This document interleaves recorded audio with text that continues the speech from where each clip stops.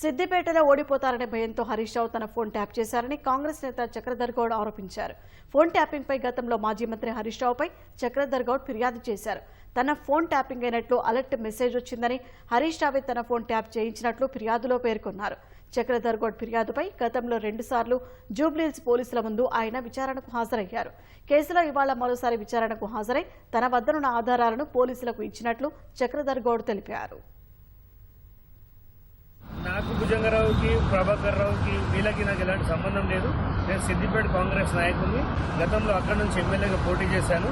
ఆ క్రమంలో ఆయనకి హరీష్ రావుకి నేను అడ్డు తగులుతున్నా అని చెప్పేసి అడ్డగోలుగా కేసులు పెట్టి నన్ను 4 సార్లు జైలుకు పంపించాడు. ఉమ్మడి మెదక్ జిల్లాలో ఫోన్ ట్యాపింగ్కి ముఖ్య కారణం తన్నీరు హరీష్ రావు మాత్రమే.